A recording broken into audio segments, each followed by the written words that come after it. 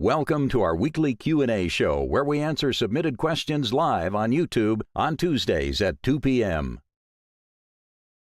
Well, Steve, thanks for joining the show. What an Happy honor. holidays. Nice to be here. Man, happy holidays to you too.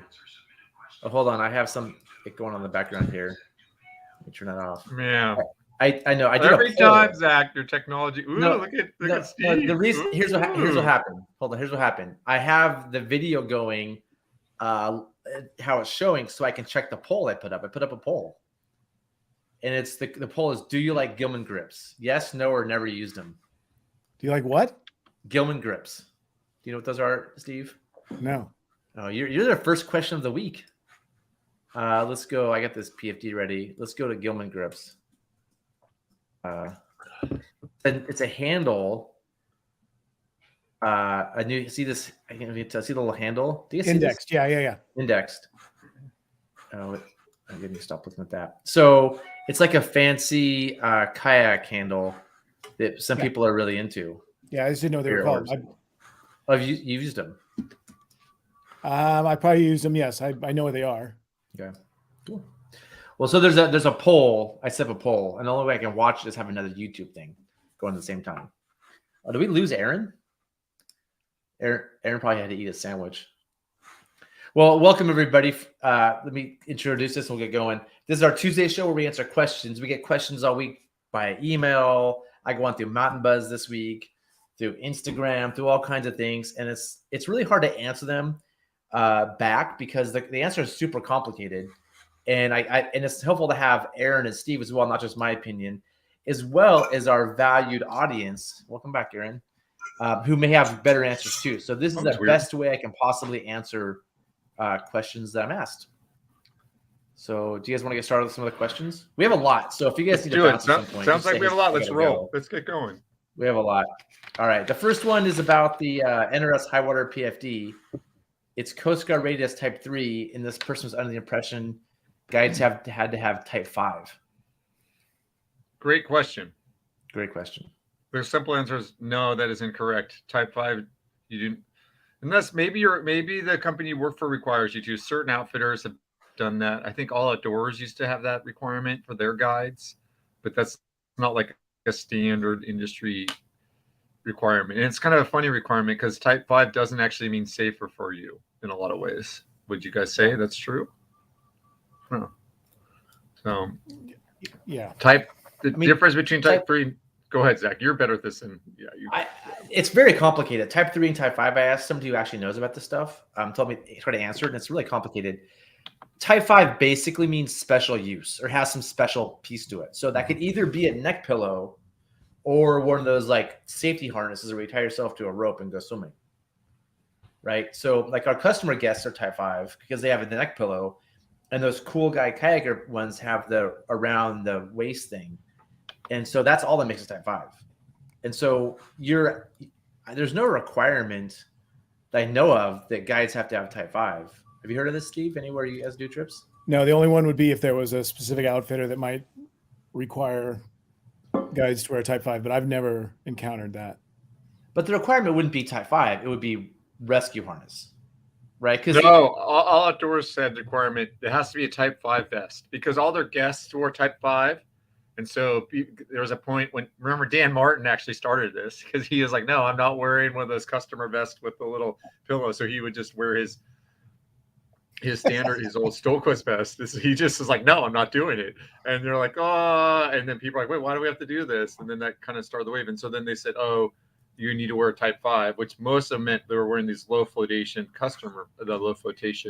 kayak vests, which was kind of silly.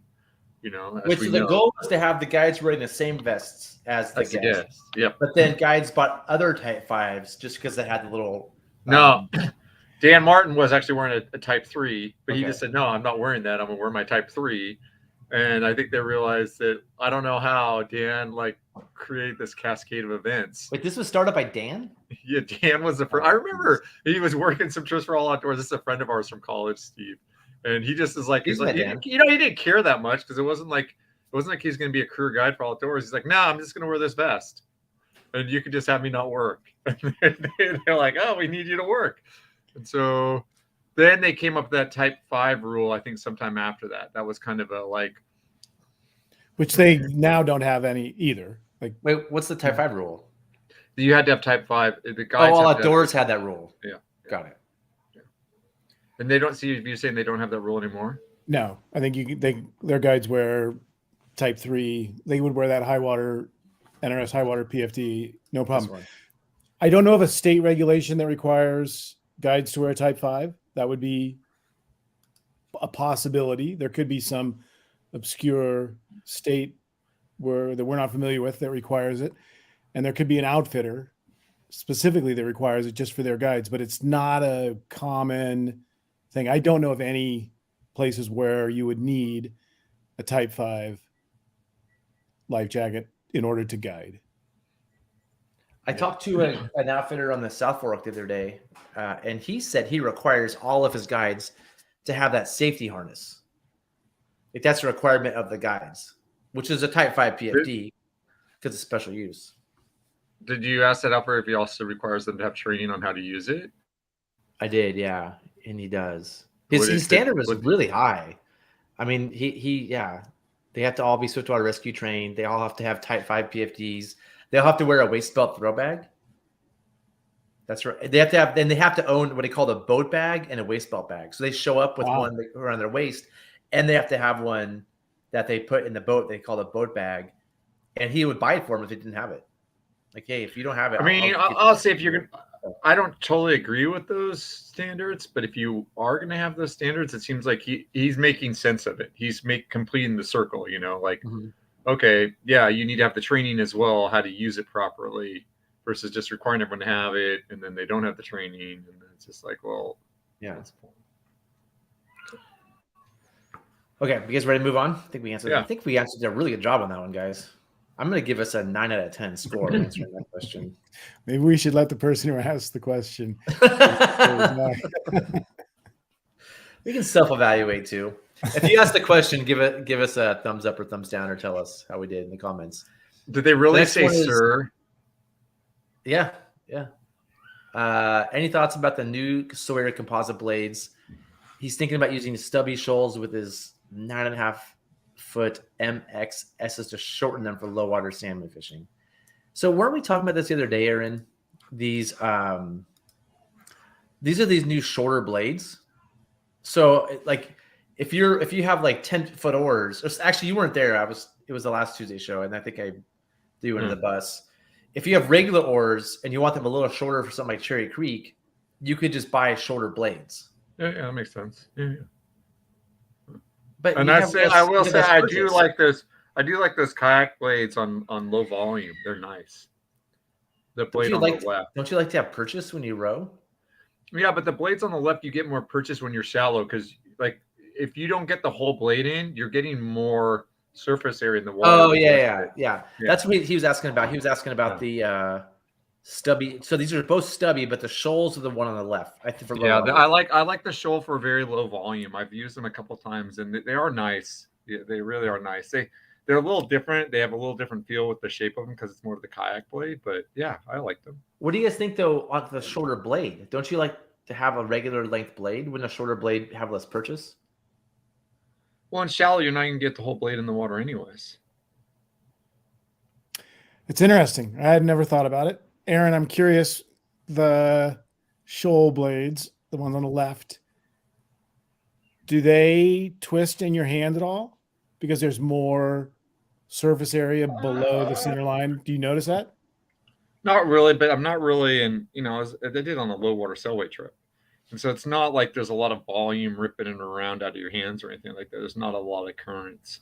So I haven't really tried it with that, but no, I didn't really notice that being a problem. It was a little different. It took a little bit of adjustment. At first I was like, hey, I don't like this, but do it for 5 days or 6 days. And then I was like, okay. By the end, I was like, yeah, these are great. They work well. I mean, I'm going to say, like, being the cheapskate that I am, I'm not going to own 2 sets of blades, though. I would just use whatever set I got on the oars. I wouldn't really worry about it. But if someone gave me a set with those, yeah, I'd use them. I don't know high volume how much I would like them. I'm not sure. I mean, it seems like they would work fine, but this kind of came up though last week, Aaron, because you told people that you wanted to have 10-foot oars for regular rafting, and then like 9-foot oars for Cherry Creek. And so somebody said, "Why don't I buy these blades?" Yeah, so that's more awesome. like Aaron. But what would you do, Aaron? Would you buy it? How much does it decrease the length of the length? I think 6 inches, maybe. I think. Oh, that's nice. So you can go from you can have a 9.5 and a 9. You can have a 9.5 Yeah. for your day to day, and Yeah. a 9 for your Cherry Creek runs. This says it's a shorter 24-inch blade length.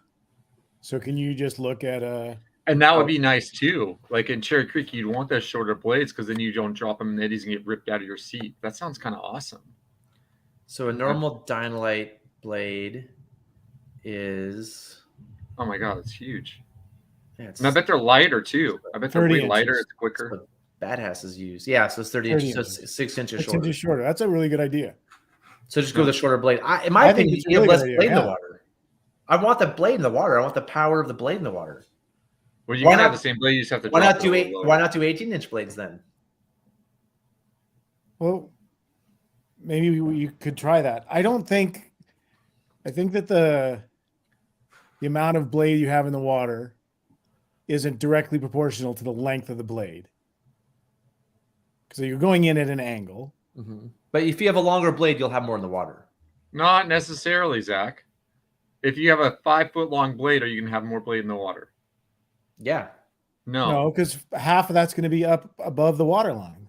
Yeah. A lot of, more than half of it. Like it's where the shaft ends, where you transition into the blade. I assumed you had the same length. That part's not underwater when you row usually. Same length shaft. If you have the same length shaft, you're going to have less of it underwater because you can't stick as deep. Particularly, we're talking shallow water here in general. Okay. And the other thing too is I'm going to say, like on Cherry Creek, for example, I don't really need any more force on the end of that oar. I got enough. Like I'm dropping. I agree. Rocks. I don't want to get ripped out of my seat. Yeah. So Aaron, would you, at the cheapskate you are, would you buy like 8.5-foot shafts for 9.5-foot blades and buy an extra set of blades for Cherry Creek? I think that's interesting. I'd rather have wood oars up there, honestly. I'd rather have ash. You're difficult. Okay. I don't like the flex on the composites. But then you have to have 2 sets of ash oars, Aaron. I do. I've got. Would I might try to sell them to Marty, like you were selling oars last week. We'll see. I've got a set of 10s, and I got a set of 9.3. 9.3 is actually my favorite Cherry Creek length over. Actually, right, like 9.3, right around there, is like my favorite. 9.2, 9.3. So depending on where your pins are.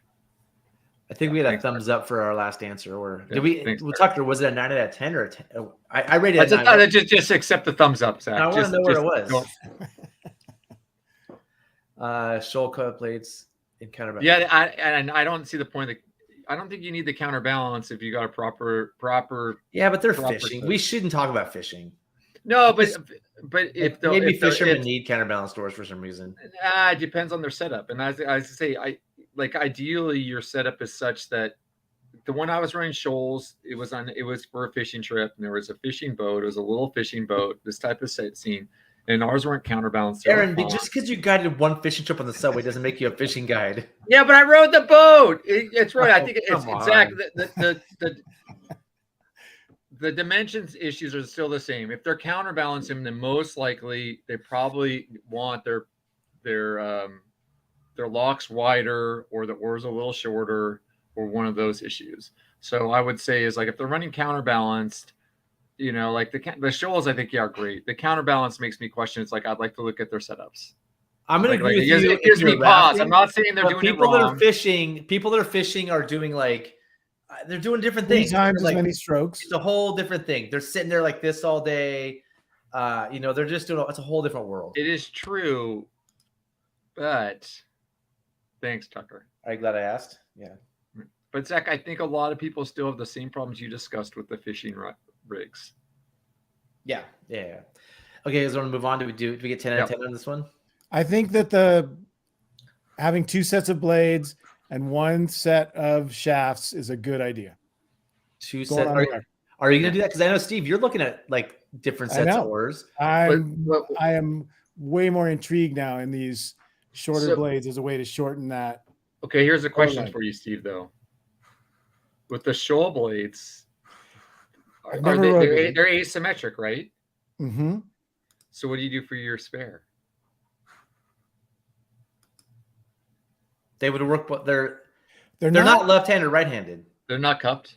They're not No, cupped, they're I not think, cupped. right? They're not cupped. They're not cupped. Okay, that's what I thought. That would be but, insane. That would be insane. That would be too much. I thought mine were. I feel like they were. But those grip things, the Gilman. you Gilman wouldn't be able grips. to use those.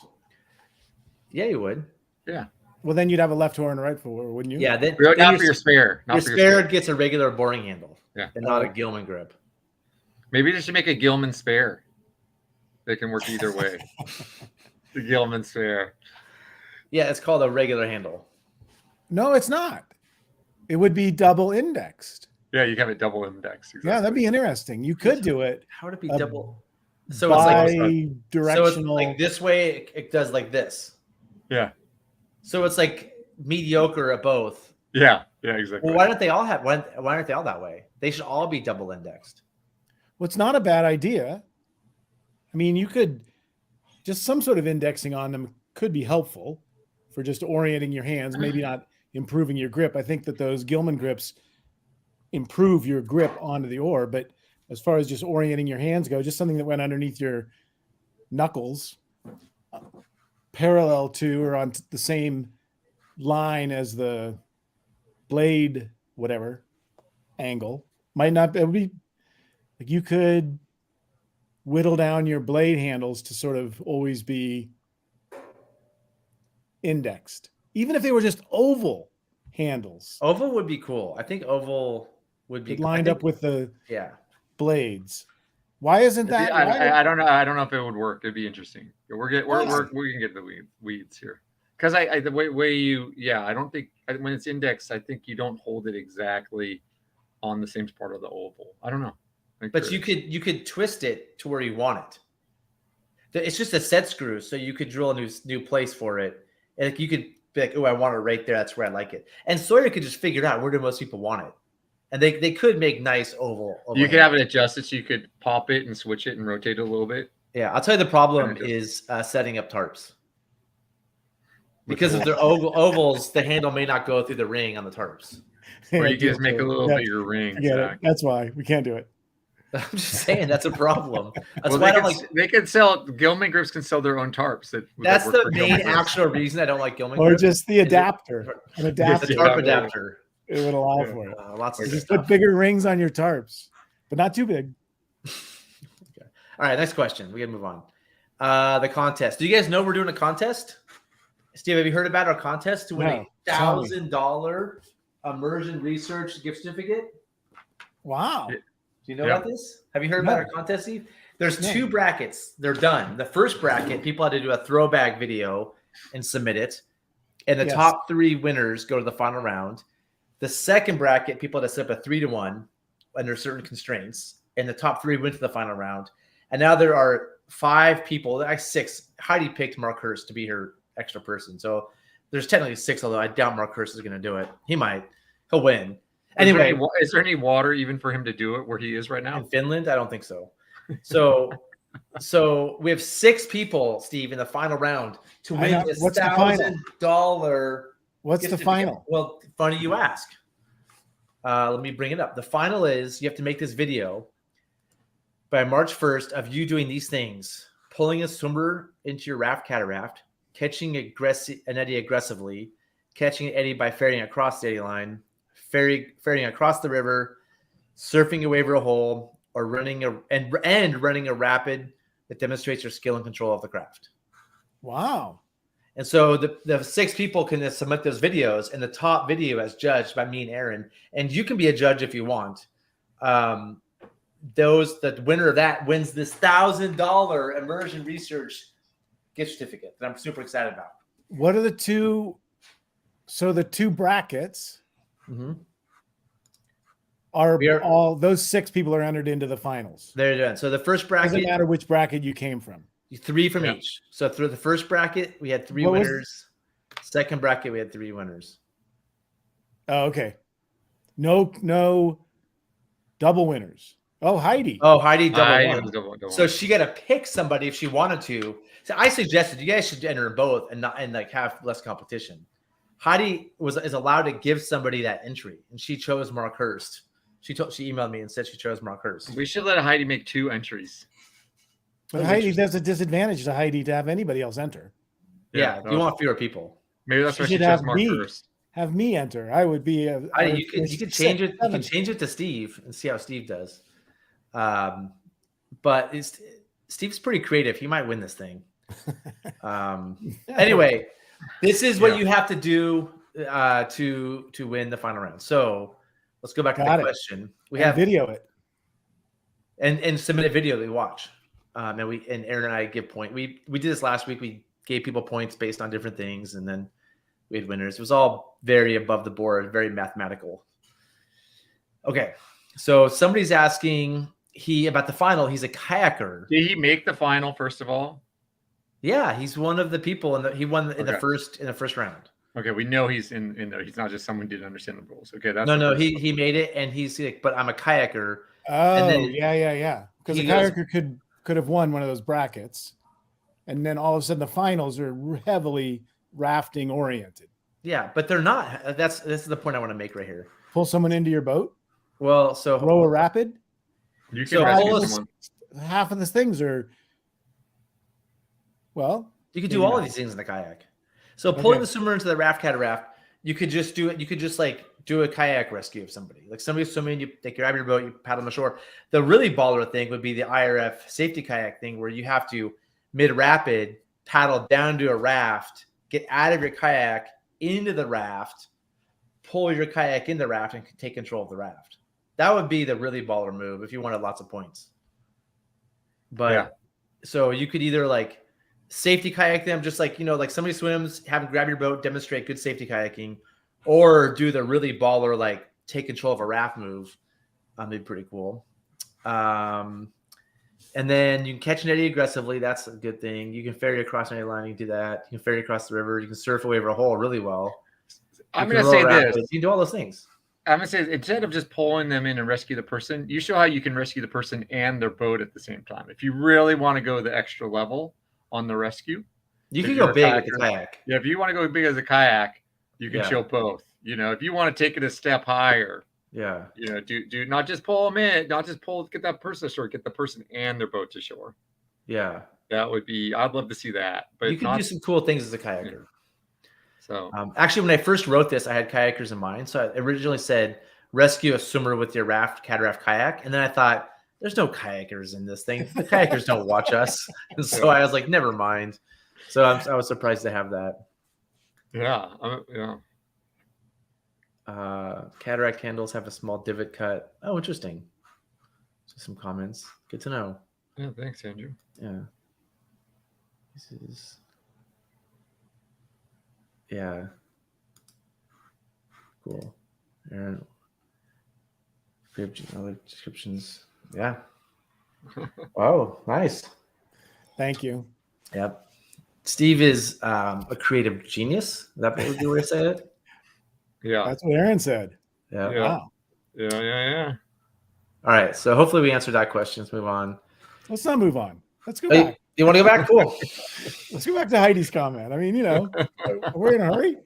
I'm not in a hurry. You want to let that sit up there for a while and not say anything with the music on? Should we have a bathroom break right now and just go leave that up there for a while? Let me get a screenshot. Here. Let's just here. I'll do it right now. Let's fawn over Steve for a minute. Let me get my screenshot. Hold on. Let me get my screenshot. I'm gonna put this on our Instagram later. That's gonna be awesome.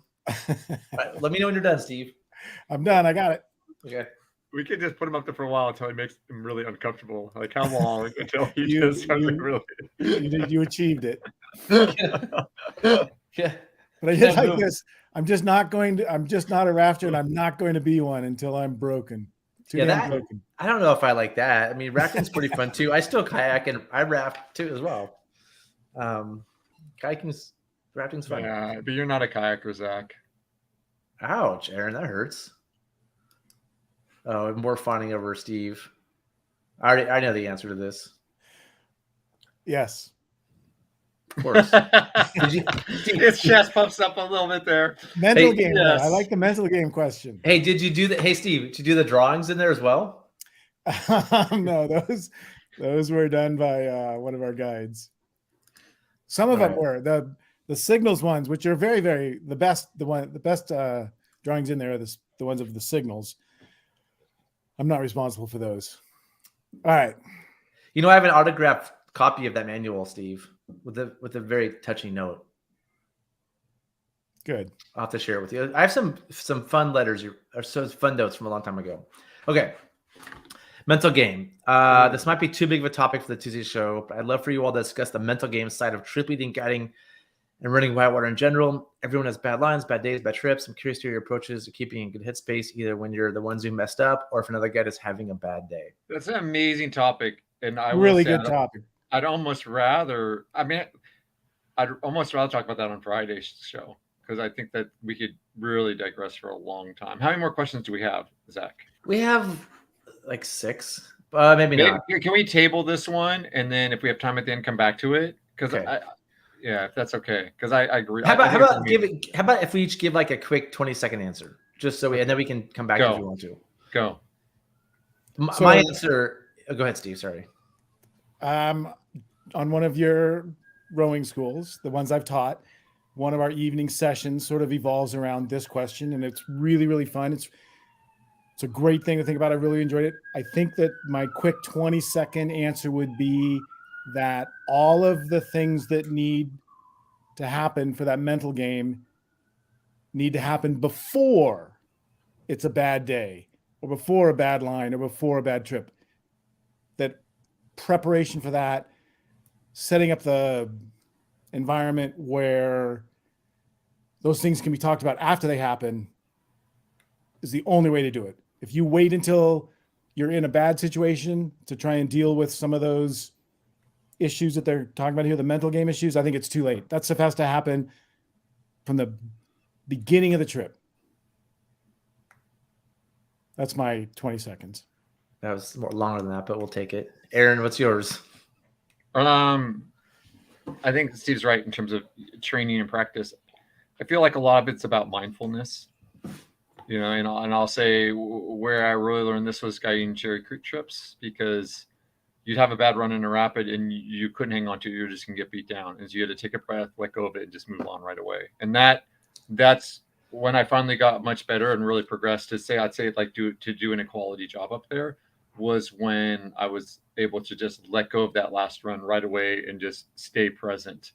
And I think that takes practice. And I think it takes practice with just little things, like on easy rapids when something happens, it's like, okay, and just practice letting go of it, practice on being mindful, and practice on being where you are. Now, in terms of the leading, guiding, all the other stuff outside of running whitewater, I feel like that's a huge question. But that'd be my 20-second answer: mindfulness. I like your answer, Aaron. Thanks. Letting it go. Yeah. Really important to learn how to do that. Oh man, now I'm gonna need your approval too, Steve. Jeez, I gotta really think about what I'm gonna say. So I thought about this, and I think being really experienced helps me with the mental game. No, because like I have lots of experience. No, I'm serious. Have screwed up a lot of times and had it not work out a lot of times. So then you're gonna do a good job. No. I'd say the opposite. Great. Yeah, I see where Zach's going. I'm with him. I say like having done it successfully a lot of times. So when you mess it up, you're like, I know I can do this. Like that's just a one-time thing. I'm supposed to be here. Because if you make a mistake and start thinking I'm not supposed to be here, that's when you go down a kind of a dark hole. And so having done done these maneuvers or done hard whitewater a lot of times, you don't like go into a deep hole of like, I shouldn't be here, I suck, because you can do it.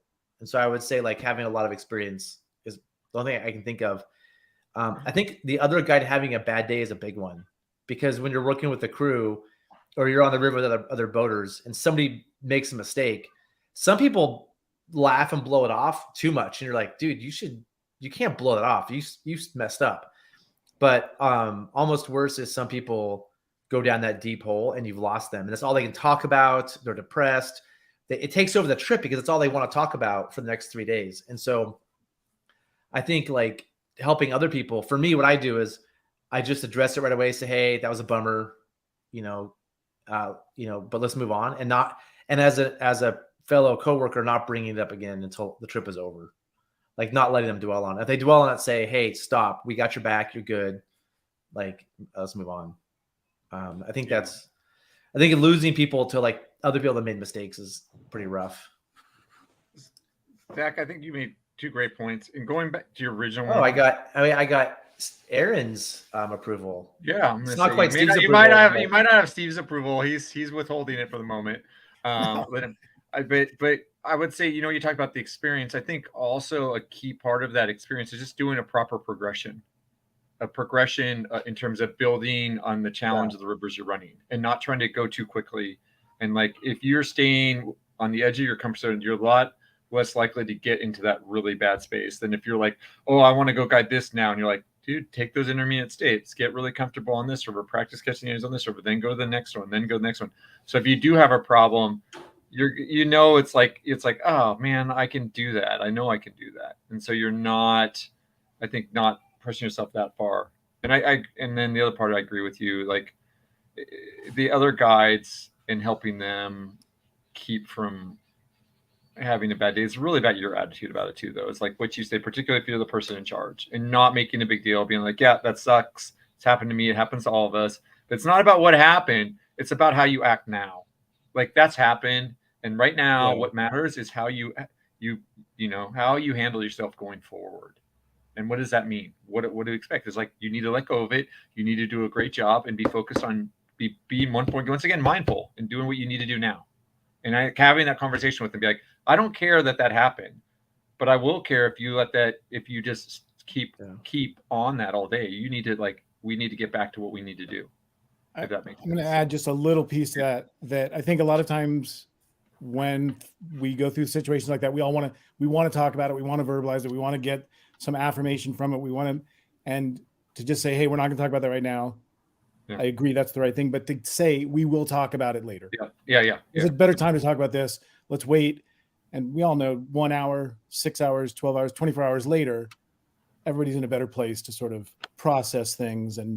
But letting people know that, hey, We'll come back and talk about it. I want you to learn from this. Yeah. We all want to learn from this. I need to learn from this. But maybe right now isn't the best time. Let's do it tonight. Let's do it tomorrow. Let's do it when the trip's over. That might be important. There was a follow-up question. Can I add one thing to this? I see that before we go. I had this happen to me last summer on a metaphor trip. Somebody almost flipped. They didn't. But it really got to this guide. And the whole day they were bummed. In a camp, I was like, I was like, hey, good day out there. That sucked. Like, let's move on. And like in the debrief, it was really like, it was hard. And I think just move on. We don't want to dwell on this. And then at the debrief, I just quickly touched on it. Say, hey, you made a mistake. Let's talk about how to use the downstream ferry next time. Because it was something that they didn't downstream ferry and they should have. Like, let's talk about that maneuver and how it'll help you in the future. Let's solve this down the road. Andrew, is this the one you're talking about? Yeah. Oh, I mean, you can do that. I think it depends on the situation, but that'll really kill their confidence. I think that's like, hey, you suck a little bit. I mean, if they actually really suck and it's a danger to people, and the boat order will fix it, yeah, but hopefully you have confidence in everybody. Yeah, I mean, you made the boat order. You made the boat order problem. You made the error before you set the original boat order. I was gonna say, yeah, I'd say boat order. The only reason I might change the boat orders is like if I'm the lead boat or something, and someone takes a swim in my boat, and they're like nervous afterwards. They're like, well, let's switch up. We won't go first. We'll have another boat out front. I'll be like, yeah, Steve, why don't you go first, and we'll follow. So we'll have a boat up front. So I could see places for doing something like that, but yeah, I think you have to be really, like Zach was saying, I think you have to be really careful about like making. And Johnny talked about this and making too big a deal out of it and making like, oh God, no, we're going to change boat over. You're going to go here now and you're going to follow this person. You're going to do this. You got to do that. It's just like, yeah, that happens. We have bad lines, and then, and if someone asks, they'll be like, hey, do you mind if I follow someone else? I don't like following Steve. He pulls backwards at the top of every rapid and it drives me crazy. And I'll be like, yeah, I get it. Yeah, no. Hey, whoa, that's a little. Don't follow Steve. We're close to home there. Let's use a different hypothetical. Well, it's the little skinny guy. I'm the little skinny guy behind the big buff dude pulling backwards upstream, and I can't slow down my boat. And you're like, oh, you gotta go. Yeah. My answer to Andrew is I would absolutely consider changing the boat order for who they follow. I would hope that was such a natural part of the progression, the discussion, that we had talked about this before the trip happened, that we have relationships with each other where we could say, hey, do you want to follow somebody else? Would you feel better following somebody else? What can we do to make sure you feel more comfortable going into this next rapid? And we all feel more comfortable going into this next rapid or going into tomorrow, whatever it is. I think that's a piece of a solution that should definitely be considered. I mean, you have to read the person a little bit, because some people, if you're like, hey, I need you to run, I need to put you somewhere else, it will hurt their ego. And they're like, or it will like bring them down. Where some people, if you move around, they'll be like, thank you, man. I'm glad you saw that. So you have to read the room a little bit too. I think. You have to read the room a little bit. And again, we're going to talk private trip versus commercial trip.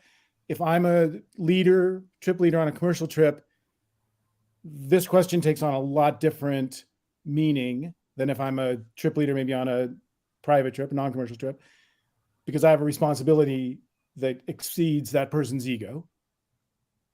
Right? I mean, you don't want lead guides making decisions based on hurting someone's feelings or not hurting someone's feelings. You have to say, hey, it's going to be much safer if our boat order changes to this. Sorry. We'll talk about the ego part of that later, but for right now, that's what we're going to do. I think I don't think the ego matters in that moment. I can tell you, I was just thinking about the Grand Canyon. I've led most of the rapids, and if halfway down, the trip leader was like, hey, Zach, actually, I think you should go third. The rest of the trip, I would have been bummed. That would have really, I'd have been like, man, I suck. But I wouldn't want that to happen to me. Steve, I understand your comment about ego, but I think in my mind, I'm more worried about confidence than ego. And by doing that with someone who's already had their confidence shaken, you're just shaking their confidence more instead of building them and believing in them. You're saying, I don't believe in you in a way, or they're going to see it that way, if that makes sense. So I wouldn't be worried about their ego. I'd be worried about the opposite of that, of just like, they're already crushed down. Their confidence is, instead of you thinking about it as ego, I think about it as confidence. This is where reading the room matters, though. Like some people are too cocky and they need to be pulled back a little bit. Some people, man, you change it and you will crush them. Yeah. Yep. No, and that's exactly like, no, you're fine. You know, like I feel like I've been on shows out there. The number 2 person flipped, like, well, dude, I'm supposed to be good on them. I'm like, yeah, you did flip. Yeah, it could have happened to you number 1.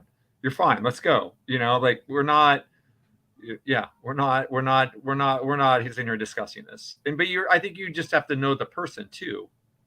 Like, and some people you don't give them the space to back out, and you just like, no, we're going. And then other people, you kind of need to be, hey man, I think you need to rethink this and recognize that your skills aren't quite where they need to be. So yeah, it really depends on the person. All of it is hard to do. I mean, the mental game of this is not easy. Leading trips, successful trips, good, healthy, fun trips, not easy because of stuff like this. And we've all been in situations where leaders have succeeded doing that, and it's wonderful. And I've failed doing it, and it's not wonderful. No, it's not easy. You've made the situation. Yeah, sometimes you're like, gosh, I really made that situation worse. I blew it. You're like, ugh, that sucks. Won't do that like that with that person again. So, Mark is a good. I think it depends. That's an important variable. Yeah, Mark, totally. Yeah. It depends on how to deliver the news. I think if you're changing how you deliver the news. Yeah. Yeah. It's not. I mean, it's not news. It's just kind of it's news. I guess it's. Yeah, but I think this can be avoided on the front end by getting the boat order correct to begin with. Like not just like taking that seriously, like putting people getting boat order, having proper progression, so people are at the are on the right place at the right time. Yeah. I think those are, in my mind, it's preventative. Preventative is the most important thing here. Is not putting people in that situation in terms of leading. is if they are leading it, having really good support the first time they're leading, having someone who's got their back, who can help them through, and just having those good progressions where you're like extending the comfort zone. You're going to the edge of it. You're not just saying, all right, here, live or die. You're outside your comfort zone. Now go. You're leading this trip having never rode before. I remember John Busick talked about that, doing training with, who's that guy who used to do the class 4 training? He's like that. What was his name? Yeah. Oh my gosh. You know what I'm talking about? Yeah, He had the company. But he was like, he was doing a training up on like the New River or something like that. And he's like, I've never rowed before. He's like, I don't care. Get in. You're rowing this rapid. You're going first. And he's like, yeah, I wouldn't ate it. And it was just like, this was dumb. And that was not constructive. So, yeah. Anyways, I think a lot of these problems and a lot of these bad days, a lot of it is people being given too much responsibility. Zach, on your rowing schools, during that evening session, we came up with another acronym that was long and complicated, but the last part of it was HGAI, Hagai, which stands for How Good Am I? And it was how to decide if you should go on a trip or not, if you should accept someone's invitation if they invite you to go on a trip, and to have that honest discussion with yourself about how good you really are before you get into that situation. And we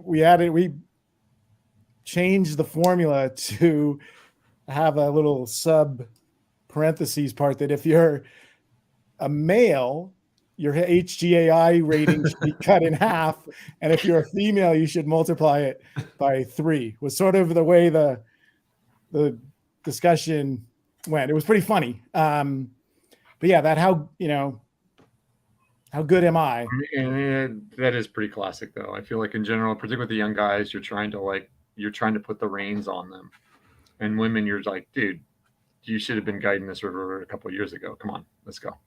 Yeah. Here's an example. I think that's interesting. Yeah. And that's totally cool. Yeah, Ted, totally. Yeah, depending on the situation. And I think that's being comfortable. I think it's what's reading the room, because like if it was me, it would have hurt my confidence to be changed. Like, hey, like I think I have a big ego. So like if you change my order, I'm going to be upset and it's going to hurt my confidence. Whereas somebody who's like a little bit insecure, like not, it might help them to put them somewhere else. Or you're saying Ted's insecure. Is that what you're saying there, Zach? I didn't say that, but it sounds like it. He's confident. Hey, he had a confidence problem. This says it right there. No, he just said he became more confidence. It would make me. It would give. It made him more confident than he was before. It would. If you changed my order, it would give me less confidence. I would be second guessing myself a lot. I'd be like, oh man, maybe I'm not as good as I thought I was. They don't have faith in me. It would hurt my confidence. So I think that's where it depends on reading the room. Some people have too much confidence. Or some people, like, they don't need it. Like, if you change things on them, they're gonna take this as an insult a little bit. But like I think also you're doing a new run. None of you've done it. You're going out, like, you're doing the Middle Fork Salmon. You've never done the Middle Fork Salmon, and maybe Ted's struggling a little bit, and maybe he's in the back, and we thought he was gonna do better, and he was struggling a little bit. And then there's someone who's actually doing a lot better than everyone thought. And it's like, well, when we switch it around, that person's doing great. They got good lines. Hey, do you mind switching around? Let Ted go behind that guy. Yeah, I think a private trip is a little different because you don't always know everybody's abilities. Yeah. Like it depends on the private trip. Like on a commercial trip, you generally know everybody's abilities. You can put them in the right place. On a private trip, you're still like learning. Like you might not know everybody. And so on day 2, you're like, oh man, I didn't realize you were that good. Let's move you up to help so-and-so, or bad, vice versa. Yeah. Yeah. I would rather deal with someone who has who has less confidence, not enough confidence, than too much confidence. Oof, yeah, that hurts. So, Ted, I don't think that's true. I'm going to go with you instead of Zach. I don't think that's true. I mean, you want confidence. You want people that are confident in their abilities. Not overconfident, not too much confidence. I'd much rather have a little bit of overconfidence than underconfidence. Oh, okay. Underconfidence hurts. People underconfidence causes problems too. But overconfidence, you're like, hey, they're gonna go charge like full steam ahead. You just have to back them off a little bit. I just want someone who's competent enough. I'm not worried about how confident they are if they've got the skills to do it. That's my biggest concern. Yeah, let's say the competent. I'd rather let's say confidence and competence are two different things. If they're the same competence, I would choose a little overconfident, a little underconfident. Yeah, but I would choose someone who's competent and underconfident than someone who's incompetent and overconfident. I didn't pay attention to that. Mark, to answer your question, if somebody did this to me, it would hurt me. The way my brain works. Maybe that should happen, Zach. What? Maybe that needs to happen. I want to get back on the horse. Like I have confidence in my abilities. You can get back on the horse. I want to go. I'm like, put me in the lead. I'm not taking you out of the boat. We're not taking. No, I'd say, hey, row. I made a mistake. In order for me to feel like confident in myself, put me in the lead. I got this. Like that's the way I think. I want to go back and I want to like crush it. That's just the way I think. If you put me in the back, I'm like, oh man, I'm the person they don't really trust anymore. They're going to take care of me. Like I wouldn't like that. At some point, Zach, that's going to happen. You realize that. I know. In your boating career where they're going to be like, hey. Well, maybe it has happened. Zach, you shouldn't be going first anymore. Yeah, you should. No, I hear you. Why don't you follow that young person back there who's like really good? You'll be like, oh, this is where I am. I'm not saying just to you. It's going to happen to all of us if we put it long enough.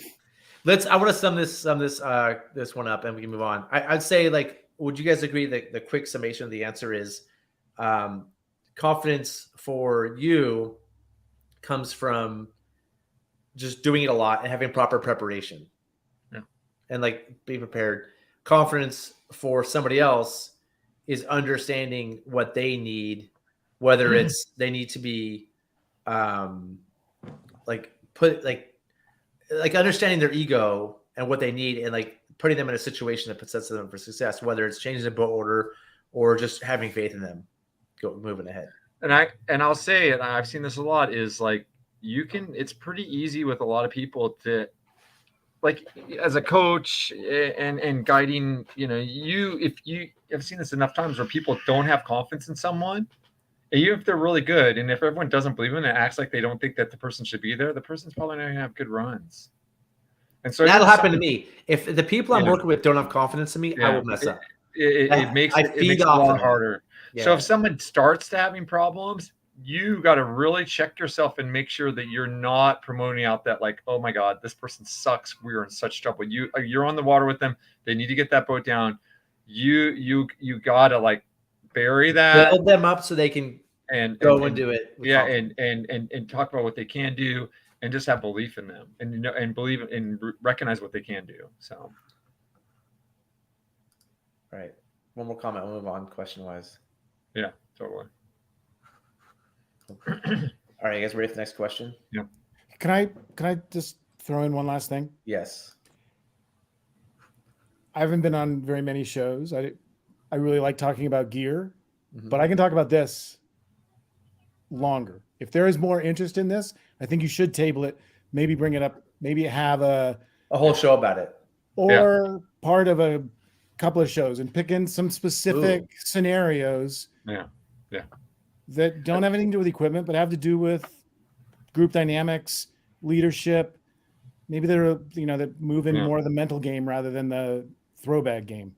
Because I'd say this is the biggest part of guiding, as far like there's the skill part for sure and the structure, but this is equally important. Yeah. And it's also the biggest part of the success of extended private trips, right? Like good leadership seems to make a really big difference. But this isn't leadership. This is different. This is a mental game. That is, mental game is leadership, Zach. No, this is having confidence in yourself. The mental game side of leading, guiding, and running water. Call me if you do a show or have a. Yeah, I agree. That's why I said from the beginning. I said, if you want me to create some scenarios, how would you deal with this? A boat flips on the first 2 miles of your private trip, and you have to. Yeah. Let's move on. But I agree, Steve. We want the scenarios. We want the scenarios. Yeah. We'll do if the audience, scenario Friday. Yeah. If the audience wants this, comment Steve, we want the scenarios. And if we Okay. get enough comments, Steve will hopefully make some. What do you say to someone after they wrap? There you go. A mental game series would be great. Yeah. Let's talk about later. I agree, Okay. Steve. And you We'll got come back great to ideas. Yeah, because like we can spend 2 hours easily talking about this. But let's get back to or length. Let's add to this one question because this question is actually interesting. What do you say to somebody after they wrap? Because I feel like Oh jeez. hold on. I feel like I'm a Oh second. come on. Oh Hold on, Aaron. jeez. Aaron, I No. feel like I'm a Friday. second year Tease- guide. Tease the Friday We'll show. tease it. I feel like I'm a second. Let's just quick answer this. We can't answer. Let's go to. We're not gonna get to the 5 questions. Hold on. I feel like I'm a second year guide right now, and Steve is Steve Welch, and he's testing me to whether or not I can guide the Tuolumne. And what my answer here, he's gonna either judge me. He's either gonna say, "Hey, you know what you're doing," or I'm sending you back to the South Fork. And let me give you my quick answer. Somebody raps. What do you say? After the boat's off, or while the boat's still After on? the boat's off. It's like, Hey, is everything okay with your rig? Or is everyone okay in your boat? How much time do you need to get going? Yep. I was gonna say, let's get this thing rigged and head to camp. Yeah, let's go. Yep, I'm with you. Let's maybe we should have a little circle and share our feeling circle and hold hands and wait for that and talk until the water drops out. We have no water left to run on whenever it gets dark. Hey, Steve, how's our answer? Do you want to rate our answers? Are we allowed to work the Tuolumne? Let's talk. Let's go on. What's this? Oh, let's go on to the next question. Do you see this says Zach and Aaron, though. This doesn't say Steve, so I'm not sure. Steve, if you'd be allowed to answer this one. Yeah, I'll just deal with the mental game. That's like the little part of the series, the mental game with Steve Welch. Yeah, and then the follow-up question: what would you say to this person after you pulled the boat off? I'll answer that one. But this is an interesting question. If you pinned or flipped your raft, this is hypothetical because that doesn't sound like Aaron, right? And decided to use your D-rings, the D-rings your frame is attached to for a self-equalizing anchor, how loose would you make the frame tie-down straps as not to interfere with the self-equalizing part? Yeah, so the question is, wait. You wrap a gearboat and you want to use a D-ring. Steve, we'll let you answer this one because this came up last Friday, and Aaron and I are have an opinion already, I think. You wrap a gearboat, and one of the D-rings you want to use for your self-equalizing anchor has a frame strap in it. Yep. How much are you going to loosen that frame strap to get to that D-ring? So you want me to answer the question? Yeah. And you and Aaron have answered this question with different answers? No, we didn't, but we know how this came up. This came up Friday in a different way. I think Aaron knows. Yeah, I want to see your thoughts first. Yeah. So quickly, top of would be loose enough so that the line that's going through the D-rings can move fairly freely, but there will still be friction there. But I think that the thing is that by the time you get to the self-equalizing anchor, you will have already let air out of tubes if you can. And so loosening the frame straps Interesting.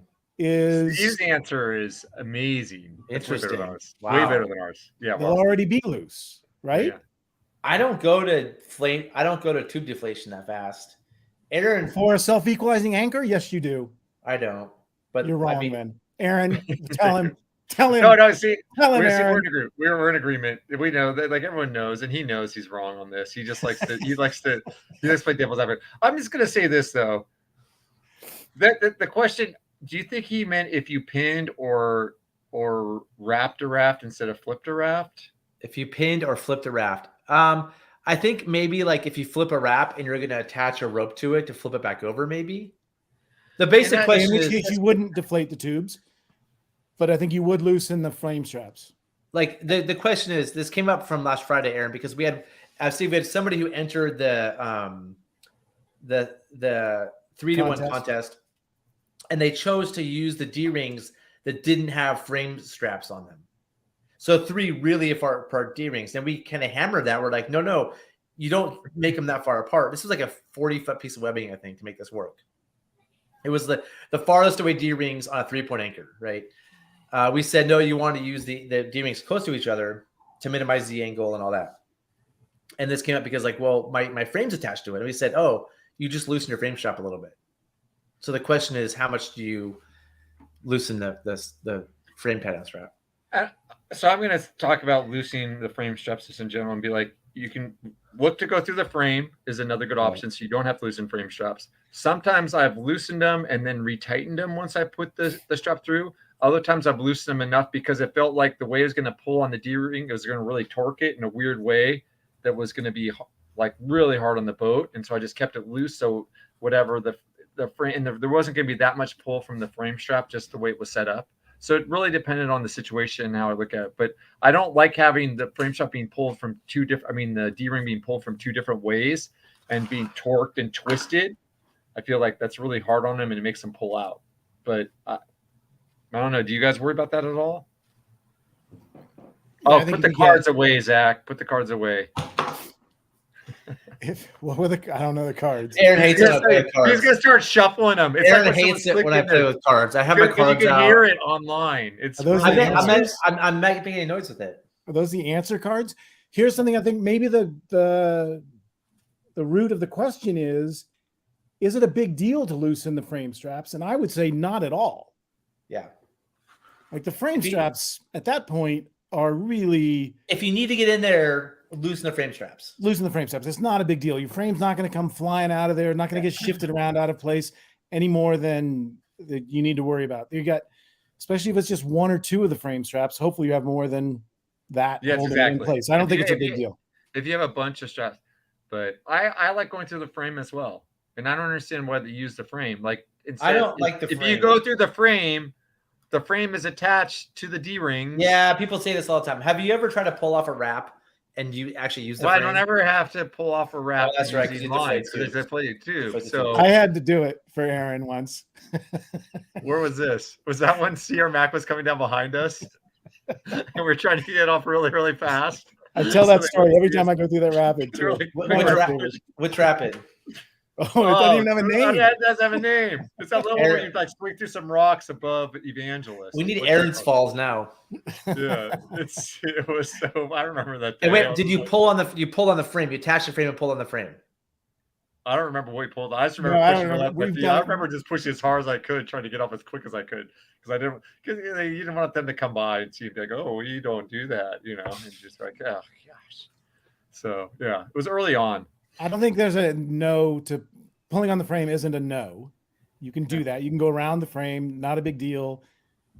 If you can go around a D-ring, I mean, you're using whatever you can conveniently use. Have you guys ever used the frame? Yes. Yes. How'd it go? Great. Same as it would have if I'd used the D-ring, I'm guessing. Zach, I did it. The one time I did Aaron and I aren't there anymore. We got the boat off. The frame moves. Before Sierra Mac got there, so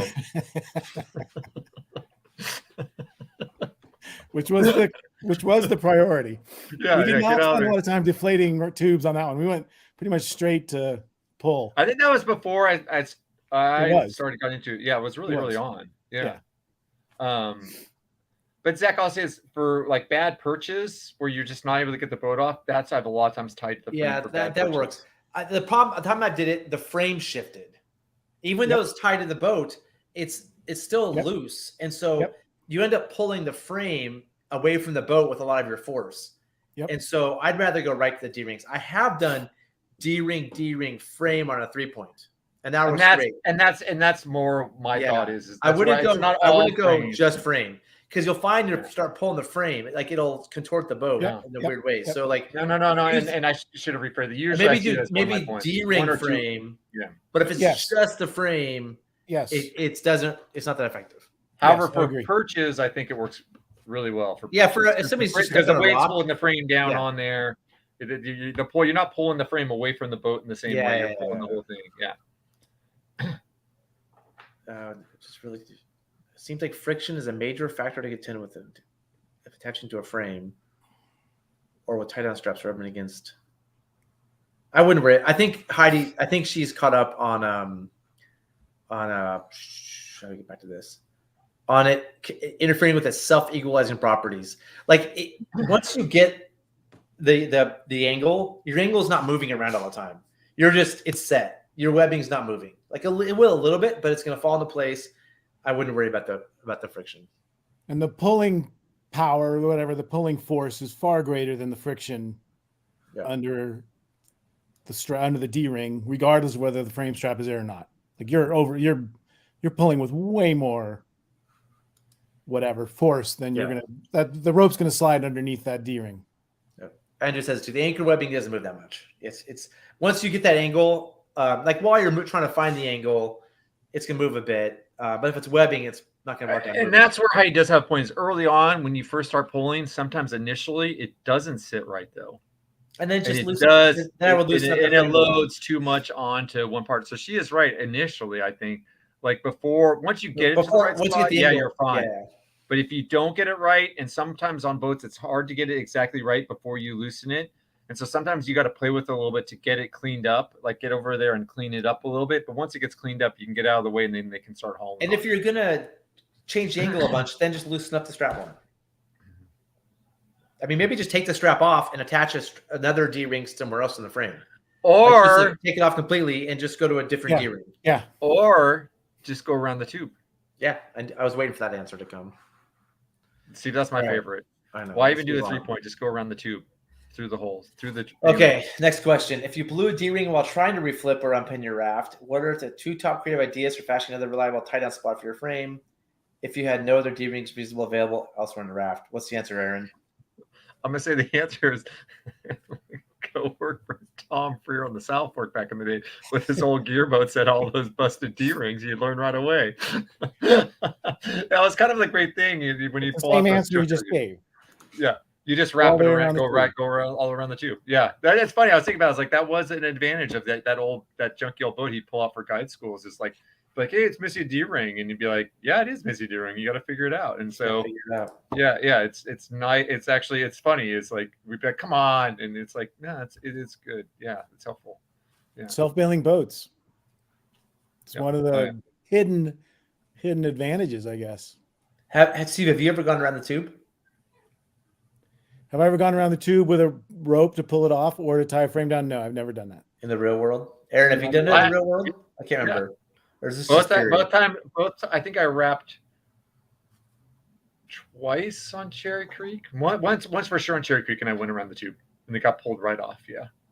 Okay, so go around the tube. It was like this undercut rock, and the boat was like this, and so the top of the boat wasn't even touching anything, and it just went around the tube, threw it to shore, and they pulled us off. What if it's a cat boat? You can go around the tube on a cat boat, but on a cat boat, I would just go to the frame. Yeah, I think we're going back to the frame thing. If it's a raft, I wouldn't go to a frame. Yeah. If it's a cat, I would go to the frame. And cats don't really wrap.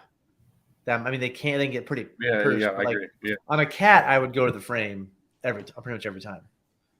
I wouldn't attach it D-rings. But if it was a raft, I'd go around. You got to peel the raft off. While the cat, you got to really pull the frame off, and the tubes will follow. Yeah. All right. Hat. Oh, I think I missed the W.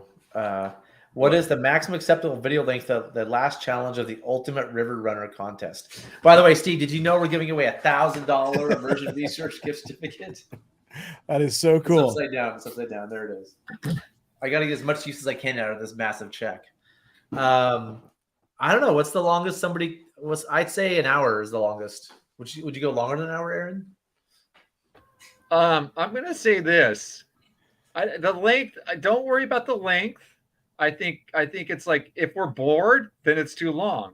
If it's entertaining the whole time and it's good in its quality, you can have it as long as you want. But if we are like, oh, we got to fast forward this, what's going on? Yeah, that's not good. So I think you got to use your judgment. This is a judgment-based contest. So this isn't the River Runner contest. This is the Ultimate River Runner contest. So you have to use the Ultimate River Runner video. So it can't be boring. Yep. So that'd be my concern about making it long. If you ask about length, it's like, well, if it's putting your friends to sleep before you send it in, probably not a good idea. Yeah. So, cover the things in a reasonable amount of time. What's the deadline? March 1st. March 1st. Good. I think this could be an annual thing. I think you should make it. Oh. Yeah, every year do it. Every year. The Ultimate River Runner, you get a year for 2022, 2023, whatever you want. Can you show me that check? Maybe a little medal. They get a little I medal. didn't Or get to see something. the whole check. Can you like hold that up again? Yeah, I hold up all day long. Wow, that is Steve, that is I nice. can't believe you're encouraging him. I've seen that check too many times over the last few Are you going to months. mail that, or do they have to pick it up in person? I don't know. I might make them pick it up in person. I don't know. I'm not sure yet. I could mail it. It came in a box. I should have saved that box because I really want the person who wins to get the check though. Oh Yeah, yeah, that is I fun. want, I want them to get And- the check. yeah. And then they have to I want deliver them it to to immersion research. bring You should it. probably to come up with research. some sort of a trophy for them. Oh, as like well. and where their name goes on it, and they have to bring it back when they yeah, lose next yeah, year. yeah. So I'll tell Perpetual you, trophy. the timing of this is tricky because we started this in like October, and so the winter is not the best time to have an Ultimate River Runner contest, but we're doing the best we can. I already have a prize for another contest, a set of Sawyer oars. Wow. Yep, for our next contest. So we can start it. I mean, because this one's just going off for the top 6 people. So I'm trying to come up with another contest for a set of Sawyer oars. So I have some ideas. So we might start another contest here in January. We can just keep doing ongoing contests. Let's keep this going. Let's keep this going. Okay. I got responsibilities here today. All right. What's the max video resolution you display? I think it's 1080 pixels. 1080? I don't know. Mhm. I don't think we can do 4K. All right. Would you consider extending the due date for the final challenge to the end of March? I have no previous folks who feel a lot safer. Blah blah blah. I don't know. I would say. Interesting. Well, Mark just answered the question. Ultimate River Runners paddle in the winter. Yeah. I think. I think Mark just answered it for us. I mean, it's hard to call. Yeah, the Ultimate River Runner also has friends that will paddle in the winter. Yeah. If you're the And Ultimate knowing River that Runner, there's Part gonna of the be another- contest is going in the winter. And there's a second one for the non-ultimate River Runner, the Fairweather Yeah. River Runner that we run in the the summertime. Fairweather River Runner contest. This I'll be is- the title of the next one. Yeah, dude, This stand is back. I'm coming in on that one. The winter, the Ultimate River Runner is the winter one we do for the Ultimate River Runner. Oh god! And then we'll have just like the good boater contest. That should Yeah, be the the non-ultimate. next one for the Sawyer Oars, the Fairweather Whatever Runner boater. contest. Show us how Whatever you were boater such a contest. Fairweather. The real oh boater. god! Yeah, Let's see. No offense. Yeah, that's rough. yeah, it is rough. Yeah, Heidi, we're gonna be harsh. I think we're gonna say no because we want to do more contests. Yeah, I agree. And we can't just change Stick the to it rules all for the this time. first round, and then maybe Um, make some changes in round 2. And Heidi, you already won a prize. You're already a big winner. She got first place in the And throwback. I would say part. if nothing else, you could let your friend borrow your dry suit while you rescue him wearing a wetsuit that day. You really want to. I mean, there's gotta be. There's ways. If you want it, there's a way to get it done. I mean, here's the other. I mean, this isn't. You probably won't win doing this, but you could buy like a little boat and go down to a creek and demonstrate those things. Like, Could you do it in a hot tub? You do it in a hot tub? No, Bathtub. Yeah. it's hard to do in a hot tub. There's got to be a way to do this. There's got to be a way. I think doing it in the winter adds to the Cachet of the Ultimate River. yeah, Runner. yeah, it does. It does. Yeah. It's part of it. I mean, I had a debate about this when I created the contest. Like, do we do an actual river part? Because the first part was throwbags on land. Or no, it was throwbags in the water. It was just going somewhere where there's water and doing throwbags. The next one was doing the raps, which you do at home. Everybody do at home. Do I make a section that is like some of us people do at home because it's winter? Or do we actually want people to get on the water? And I'm like, you know what? It is the Ultimate River Runner contest. It's hard to call it that. I shouldn't have called it that. I should have called it the practice at home contest. So unfortunately, because I didn't call it that, it's hard. If someone gets hurt during a contest, will I feel responsible? Well, do you have insurance for this? No, I mean, should I? Disclaimer. You may just do a verbal disclaimer right now, Zach. You're Should not I just- responsible for anything that happens during the execution of these videos. Now I'm nervous. Should I cancel this thing? I'm trying. Our goal here is to do something where people can go out and practice and demonstrate abilities and improve themselves. I'm not saying go run waterfalls. I don't know. Maybe I should cancel this. Now I'm nervous. After maybe we'll talk Friday. Maybe now I'm nervous about the contest. Can we do a broke river challenge? Yeah, no dry suit. You could use whatever you want. Whatever. Our goal here is to. I mean, again, we may cancel the contest because now I'm worried about liability here. I didn't really think about like people getting hurt in a contest. What do people do in other contests? Are all other contests like? I guess they're like lotteries and stuff. Should have done a sign lottery. a form. I think you're okay, Zach. Just say that you don't want anybody doing anything unsafe. You're not taking any responsibility for what anybody does. Yeah, I mean, let's go back to the rules, everybody. We'll go back to the thing. Hold on. Let's see. Oh wait, it's right here. Aaron, did you see this question? I'm not sure to handle this. But if someone gets hurt during the contest, we feel responsible. Yeah. I mean, I hope to be able to do something that. I mean, I wouldn't feel responsible if people. I don't think we're asking anyone to do anything and we don't want anyone to do anything that extreme that puts themselves that type of jeopardy. Yeah. That being said, people could get hurt driving to go rafting. So yeah, but why people? Oh, what if they get hurt? What if they go do the contest and they get hurt driving to do the contest? I mean, someone could get hurt right now walking into their kitchen while trying to hold their phone and slipping, and will I feel responsible then?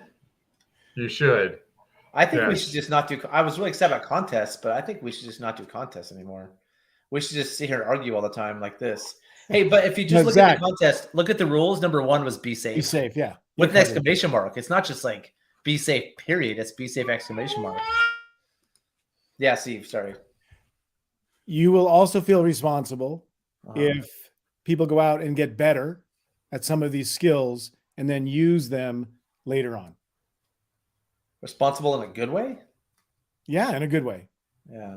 You're creating better boaters. That was the goal. You're encouraging people to improve their skills, demonstrate their skills, practice their skills.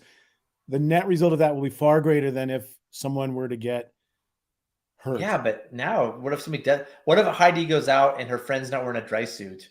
Which don't do this, Heidi. Don't do this. If you know dry suits, just do this in a bathtub. Dude, I just want to say, it's cold out there. Don't go out unless people have dry suits. Could you do it in a wetsuit? Don't worry about it, Zach. All right. I'm not dress safely, everyone. Yes.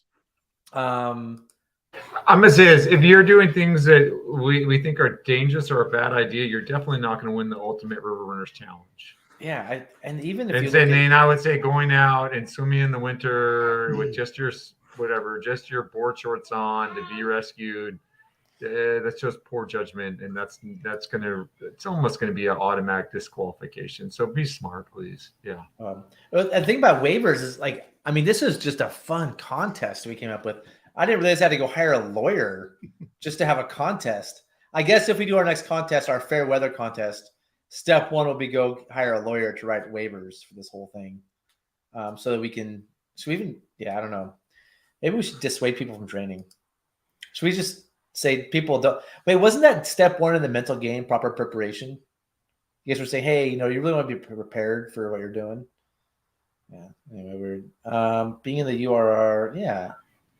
Yeah. Jeez. Yeah. Thanks, Mark. All right. I think that's our last question. That's it.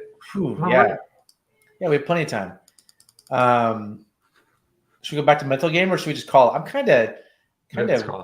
I don't really like this. This comment's really kind of getting to me where I'm like, do I want to do the show anymore? Because what if I do the show and we say, hey, tie into a D ring and somebody gets hurt?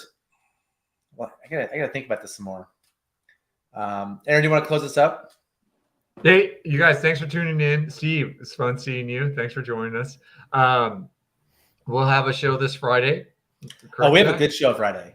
Oh, we have a good show. Not just an ordinary show. We're going to talk about pirate rafting. This is Aaron and Zach's good rafting show. No, it's going to be a good mediocre show. A good mediocre show. It's still mediocre, but it's going to be a good version of the mediocre show. Great. Fantastic. If you haven't hit that like button, please hit the like button, subscribe, and of course, turn on notifications in case Zach ever decides to do another one of his, members only shows. And then you'll get That's what we should do more of those. The Pop-up members only shows. shows. The pop-up members only shows. Yeah. Zach, how are you doing on your way to 10 million viewers? We have subscribers. We have 9,120, I think. I'm curious how many people would, if you could get everyone who's into rafting to subscribe, how many people would that actually be? Probably 5,000. I don't know. Probably less than we have. I probably just have a bunch of family who subscribed. I can tell you the exact number here: 9,134. Ooh, we're getting there. I think we'll make it to 10 million. I'm really excited just to get to 10,000.